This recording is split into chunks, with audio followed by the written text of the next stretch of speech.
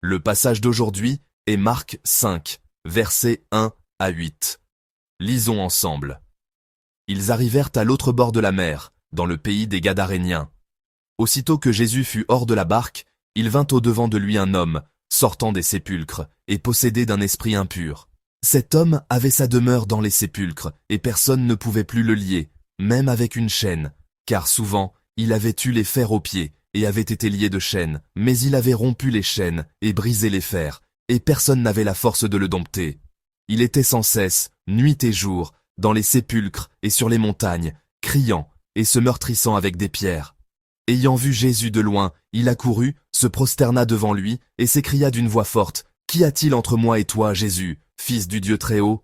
Je t'en conjure au nom de Dieu, ne me tourmente pas. » Car Jésus lui disait, « Sors de cet homme, esprit impur. Amen. » Hier, nous avons parlé de l'histoire de Jésus traversant la mer agitée de Galilée avec ses disciples. Par sa seule parole, Jésus a calmé la tempête, la mer et ses vagues, montrant ainsi à ses disciples qu'il est le maître de toute situation, la solution la plus parfaite. Après cet événement qui a clairement démontré, une fois de plus qu'avec Jésus, il n'y a aucune raison de s'inquiéter ou de craindre, le bateau a poursuivi sa route sans encombre et a finalement atteint l'autre rive du lac. Cependant, Marc rapporte que l'endroit où le bateau est arrivé après toutes ces péripéties était le pays des Gadaréniens.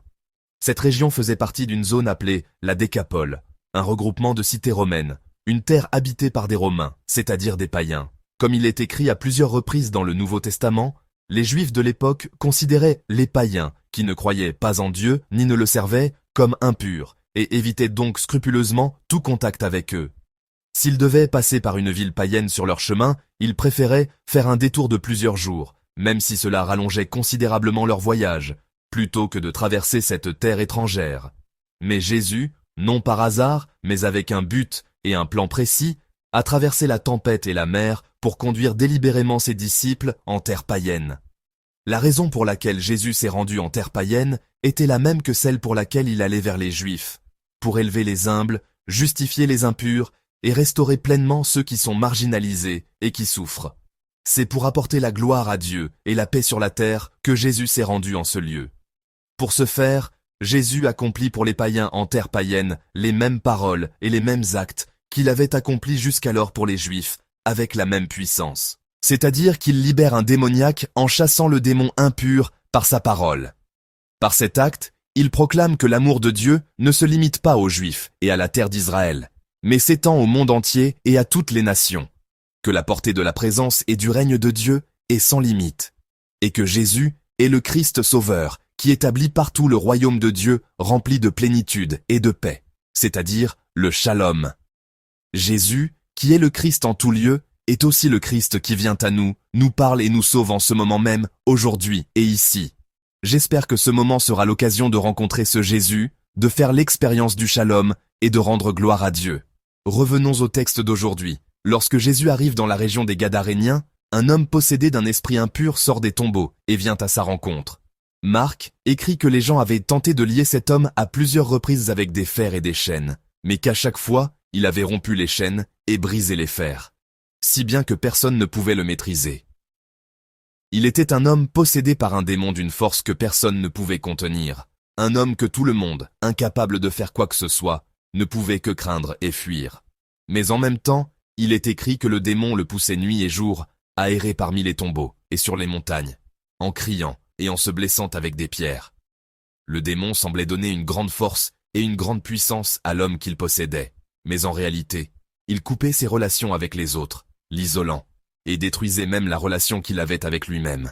Il opprimait et asservissait complètement l'homme, le conduisant à la mort, coupé de toute relation. Pourtant, à l'apparition de Jésus, le démon, voyant Jésus, accourt et se prosterne devant lui. Et il s'écrie d'une voix forte. Lisons ensemble le verset 7 du texte. Et s'écria d'une voix forte, « Qu'y a-t-il entre moi et toi, Jésus, fils du Dieu très haut? Je t'en conjure au nom de Dieu, ne me tourmente pas. » Amen. Le démon, qui exerçait un pouvoir absolu, tel un roi sur cet homme et sur toute la région, se prosterne avec crainte devant Jésus, le Fils de Dieu, le véritable maître de toute la terre. Il reconnaît pleinement la souveraineté et l'autorité de Dieu et de son Fils Jésus. Mais en même temps, le démon demande ce qu'il y a entre Jésus et lui. Il supplie Jésus de jurer devant Dieu de ne pas le tourmenter. Il demande à Jésus de ne lui causer aucun tort et de passer son chemin. Il propose à Jésus un arrangement.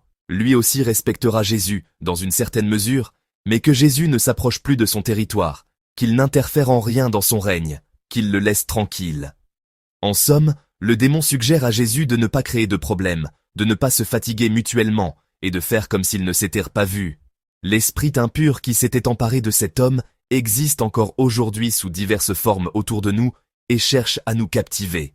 Ce sont ces idoles qui nous demandent de ne laisser Jésus avoir aucune influence ou opérer aucun changement, de ne rien faire et de passer tranquillement notre chemin. De nombreuses idoles cherchent continuellement à nous saisir et à ne jamais nous lâcher. Les biens matériels, les richesses, les relations humaines, le désir de succès et bien d'autres valeurs prétendent être nos maîtres et exigent notre service en nous disant que ce n'est qu'en nous attachant à elles que nous pourrons mener une vie heureuse. En servant ces idoles, il peut sembler pendant un temps qu'elles tiennent leurs promesses et nous donnent réellement force et puissance. Mais en réalité, plus nous nous y attachons, plus nos relations avec Dieu et notre prochain se distendent et se rompent. Et plus encore, elles nous conduisent à notre propre destruction et à la mort. Lorsque Jésus vient à nous, de nombreuses idoles s'accrochent fermement à nous et refusent de nous lâcher. D'un côté, elles exaltent Jésus comme quelqu'un d'extraordinaire, un maître dont les enseignements sont dignes de respect, mais de l'autre, elles tentent de faire en sorte que ces paroles n'aient aucune influence sur nos vies, en nous faisant croire qu'après 2000 ans, elles sont des histoires irréalistes, des enseignements utopiques et déconnectés de la réalité. L'idole nous souffle. Je sais et je reconnais que Jésus est quelqu'un de formidable, mais qu'est-ce que cela a à voir avec moi? Ignorons-nous mutuellement et passons notre chemin. Comment Jésus répond-il à la demande de ce démon, de cette idole? Lisons ensemble le verset 8. Car Jésus lui disait, « Sors de cet homme, esprit impur. » Amen. Jésus n'écoute pas la demande du démon de le laisser tranquille et de passer son chemin. Il ne fait aucun compromis, aucune supplication, aucune négociation avec le démon. Au lieu de cela, il ordonne avec fermeté et clarté. « Sors de cet homme. » Il dit que le véritable maître est arrivé et que le faux maître doit maintenant disparaître, que Jésus veut gouverner non pas une partie, mais la totalité de cet homme. Il déclare être venu non seulement pour être reconnu en parole, mais pour exiger un changement de vie radical. Par conséquent, la parole de Jésus, sort de cet homme, est une parole qui demande un changement, une parole de défi. C'est une parole qui nous appelle à entendre l'appel de Jésus et à le prendre pour maître, une demande d'obéir à son enseignement et à sa parole. C'est une invitation à restaurer véritablement notre relation avec Dieu, avec nous-mêmes et avec notre prochain par l'obéissance. C'est une parole qui nous conduit hors du lieu impur des tombeaux, vers Jésus, pour une vie transformée en Jésus, une vie véritablement pleine, une joie de jouir de la liberté et de la vie.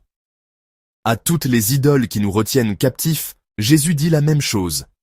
Jésus proclame que lui seul sera notre maître, qu'il gouvernera et guidera chaque aspect de notre vie, qu'il sera notre Seigneur. De plus, à nous qui ne parvenons pas à lâcher nos idoles, Jésus nous invite à venir à lui.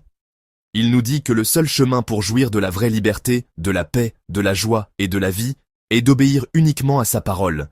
Il nous appelle à nous détourner du chemin des fausses idoles et à le suivre. Il nous demande d'aller au-delà de la connaissance de Jésus et de la reconnaissance qu'il est bon, pour le prendre comme maître, le suivre et le servir. Et Jésus attend notre réponse. Chers frères et sœurs en Christ, c'est lundi, le jour où notre vie quotidienne reprend de plus belle. Avant de commencer cette journée chargée, réfléchissons profondément à qui est mon Jésus. Ne le considérons-nous pas simplement comme quelqu'un qui dit de belles paroles, mais qui est éloigné de ma réalité, de ma vie? Quelqu'un à qui j'obéis si cela me plaît, et que je peux ignorer si cela ne me plaît pas? Jésus désire aller au-delà de cette relation superficielle, pour une relation plus profonde. Il veut être notre unique maître. Il est venu à nous pour être notre maître et notre berger, pour nous conduire sur le chemin de la vie éternelle. Par sa parole et par sa vie, il nous interpelle, nous fait vibrer, nous touche au cœur et nous met au défi. Il nous tend la main en nous disant d'obéir à sa parole, de le suivre. Comment répondrons-nous à son appel? J'espère ardemment que nous pourrons répondre à la parole de Jésus, qui vient et nous parle pour nous restaurer par une obéissance totale en nous offrant nous-mêmes. J'espère ardemment que nous pourrons abandonner les vaines idoles les maîtres vains et trompeurs, pour aller à Jésus et jouir de la vraie liberté, de la joie et de la vie.